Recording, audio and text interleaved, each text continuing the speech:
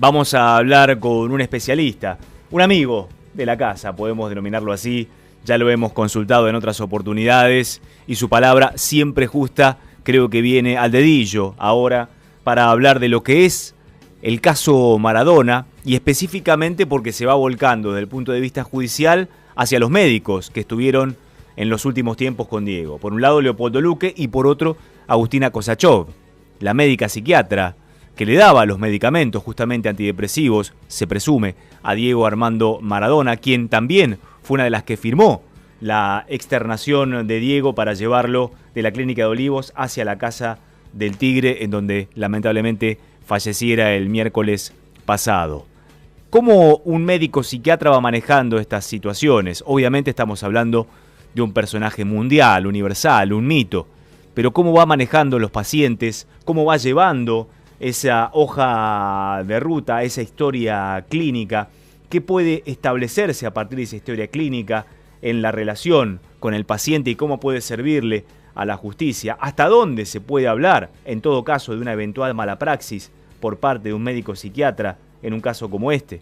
Lo vamos a hablar ya con el doctor Mega. ¿Qué tal, Andrés? ¿Cómo le va? Gabriel Prósperi lo saluda. Buen día, Gabriel. Gracias por llamar. ¿Cómo está usted? Al contrario, gracias por atendernos, Andrés, y ayudarnos a pensar hasta dónde puede llegar entonces, eventualmente, el concepto de mala praxis para una médica psiquiatra, en este caso como Agustina Kosačov. Mire, antes que eso, Gabriel, quería hablar acerca de la naturaleza de la relación entre un psiquiatra, que es un médico, y su paciente.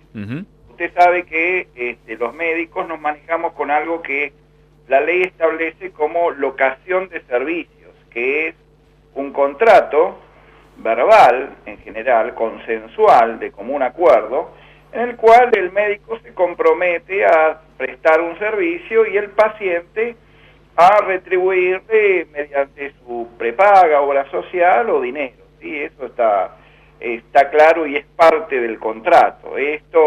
Este contrato tiene una duración después de la última atención, algunos dicen después del año 2015, entre 3 a 5 años, plazo en el cual las partes pueden reclamarse mutuamente por cosas no cumplidas en este contrato celebrado. Ahora bien, cuando usted habrá ido al médico alguna vez, o cualquiera persona de la audiencia, usted se somete a el conocimiento médico y establece una relación empática con su doctor, es decir, tiene confianza en este doctor, que le va a hacer bien y se deposita su salud en él. Y esto no se puede generar, ya no hay relación médico-paciente.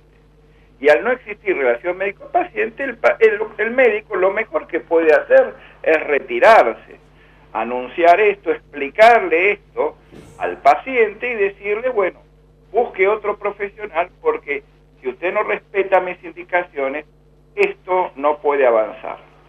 Tratándose de un personaje como el que estamos hablando, que muchos en chiste o en serio lo ponían a la categoría nada menos que de Dios, digamos, es muy difícil tener como paciente a Dios, digamos. A ver, ¿por qué?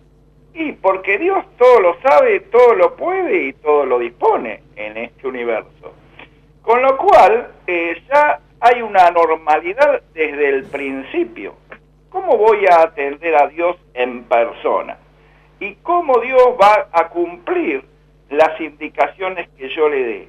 ¿Y qué hago con Dios si Dios no hace lo que yo le digo?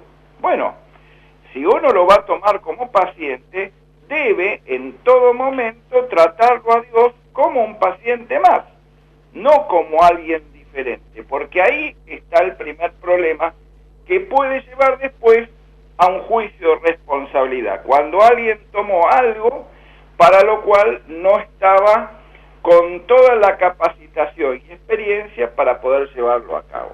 Ahora, yendo puntualmente a su pregunta, Gabriel, a mí me parece que la justicia tiene obviamente todo el derecho y el deber de investigar hasta las últimas consecuencias, todo en relación a la muerte de un personaje tan famoso.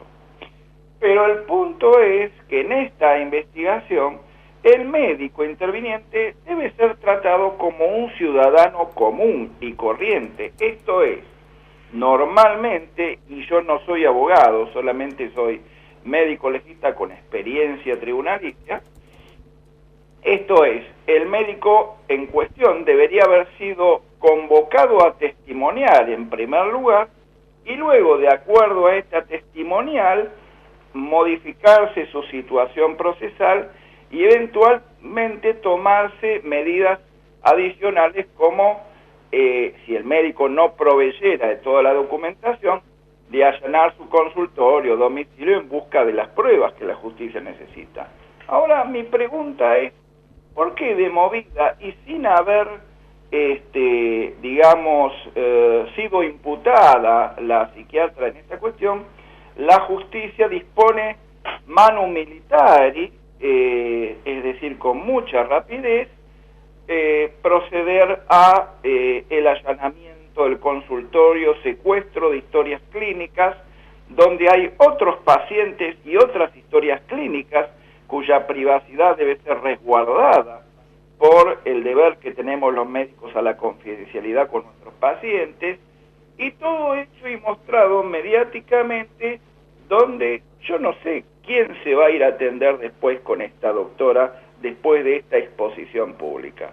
Esto es lo que yo personalmente criticaría en el proceso. Lo demás es una cuestión de prueba, es decir, atendió bien la doctora al paciente que tenía, tuvo algunos errores en su evaluación, diagnóstico y tratamiento. Bueno, eso debe quedar a criterio exclusivo del magistrado interventor con los peritos que asesoren a este magistrado y con los peritos que la parte pondrá de cada lado para la averiguación. ¿Cómo va a ayudar en este caso, y en esto que cómo va a ayudar en esto que usted está diciendo, Andrés, los resultados de los análisis toxicológicos que se están desarrollando aquí en La Plata? Bien, los análisis toxicológicos son parte de la información con la cual se debe armar un rompecabezas en la cabeza del perito que va a informar, porque son solamente una parte. Seguramente se encontrarán derivados farmacológicos en sangre de la medicación que estaría tomando, que tiene que ser congruente con el plan de medicación que la doctora, en este caso, estaba indicando.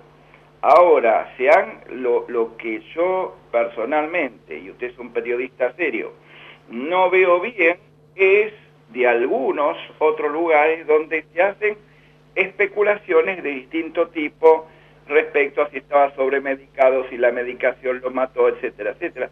Eso lo tiene que decidir el juez y los peritos. Adelantar esto es exponer inútilmente a la colega a una crítica social de gente desinformada que lo único que va a hacer es dañar prematuramente a la colega cuando todavía no se ha justipreciado debidamente su conducta. ¿Cómo queda su colega, en este caso Agustina Kosachov, en el caso de que Maradona, en su privacidad, porque estaba en un ámbito privado, no estaba en una clínica, ni en un centro asistencial, ni en una casa de rehabilitación, estaba en una casa particular? ¿Qué pasa si la médica le daba los medicamentos pertinentes para su tratamiento y él no los tomaba por X causa? Bueno, usted sabe, ha hecho una pregunta excelente, Gabriel, como es su costumbre. Uno de los grandes problemas que tenemos en la justicia y en el tratamiento de los pacientes en psiquiatría es la falta de compliance. ¿Qué es la compliance? Es el cumplimiento por parte del paciente de la toma de su medicación. ¿Qué se hace en esos casos? En esos casos, el psiquiatra tiene que tener la suficiente autoridad, vínculo y presencia con su paciente, donde exponer claramente a su paciente dentro del vínculo que debe tomar la medicación y que no hay forma de seguir el tratamiento si no la toma. Y para ello, y para demostrar, teniendo en cuenta que un paciente determinado puede falsear o no dar la indicación, la corrección de lo que realmente está haciendo con la medicación, uno puede realizar dosajes de sangre y de orina para ver si realmente la medicación está en la concentración adecuada conforme a la prescripción, o si realmente esa medicación no está circulando en la sangre porque directamente no la toma. Entonces, estas cosas hacemos los psiquiatras dentro del vínculo profesional, advirtiendo al paciente que tratándose de una problemática psicopatológica que entre otras cosas lo puede llevar a falsear información, es necesario ética y profesionalmente que el psiquiatra corrobore mediante un estudio de laboratorio si el paciente toma o no toma su medicación. Es muy difícil abordar toda esta temática con un Dios, como usted decía, de por medio, ¿no? Sí, sí. El propio Luque estableció en una entrevista, y esto se sabía de antemano, que era muy, pero muy difícil tratar con una persona como Diego Armando Maradona. Muy difícil de controlar, claro. Muy difícil de encauzar. Él lo que decía se hacía, y esto viene de antaño, claro. Desde que se convirtió en un mito popular, argentino y universal. Por lo tanto, sus últimos días también transcurrieron de esa forma. De hecho, Luque muchas veces se cuidó de decir, esta internación fue consensuada con Diego. La única vez que pareció no consensuarse nada con Maradona, sino que acordaron los médicos y la familia de hacer algo que él no quiso o no quería, era cuando se lo dejó 4 o 5 días más en la clínica de Olivos para un proceso de desintoxicación. Pero por lo demás, aparenta ser lo que quiso Maradona hasta último momento. Veremos los coletazos y las responsabilidades que le queda a cada uno, porque evidentemente hay responsabilidades médicas en el entorno de Diego Armando Maradona en sus últimos momentos. Eso claro. Será decisión de la justicia, ¿verdad? Si me permite, un tratamiento donde el paciente decide qué se hace y qué no se hace, no es un tratamiento, es un cambalache, es cualquier cosa. No hay ninguna cosa en la medicina tal como un supuesto tratamiento donde el paciente decide qué se hace y se deja de hacer. Cuando el paciente decide lo que se hace y se deja de hacer, se terminó el tratamiento y es cualquier otra cosa menos una asistencia médica, y las consecuencias a partir de ahí pueden ser directamente imprevisibles. Entonces, lo mejor que puede hacer el profesional cuando verifica que perdió el control, que ya no tiene el timón de esa asistencia, es decir, buenas noches, damas y caballeros, yo me retiro, gracias por todo, documentar en la historia clínica debidamente esto, hacer firmar las responsabilidades a quien la tome y dedicarse a otra cosa, pero no seguir en aras de una amistad, un conocimiento o lo que fuera, un tratamiento que ella no comanda, no dirige y no se sabe en qué puede terminar. ¿Usted cree, doctor, que la familia no se animó a declararlo insano para obligarlo a internarlo en otro centro asistencial de mayor capacidad de atención? Yo creo, Gabriel, que la ley de salud mental del 2010 ha sido una catástrofe para la salud argentina. Y que esta ley, en virtud de la supuesta autonomía y los supuestos derechos humanos que los psiquiatras siempre respetamos del paciente, y estamos hablando de un paciente con enfermedad mental que por esta enfermedad no tiene la claridad para poder decidir, es un disparate. En consecuencia, lo que podríamos tener hoy en día es a Diego Maradona vivo si se hubiera permitido una intervención judicial por las personas que correspondieran para evaluar su grado de competencia y de entender aquí y ahora qué es lo que está pasando, y en base a la determinación de esa no competencia, que un curador oficial o un ente asesor o algún grupo de familiares tomara las decisiones mejores para su salud, y eso hubiera marcado otro pronóstico. Pero bueno, desgraciadamente yo creo que nuestro ídolo Maradona ha sido también, una vez más, como tantos otros, víctima de la ley de salud mental. Y lo dijo con su sello, con su firma, el doctor Andrés Mega en Próspera Mañana. Muchas gracias, Andrés. Un abrazo grande. Un abrazo muy grande, que esté muy bien.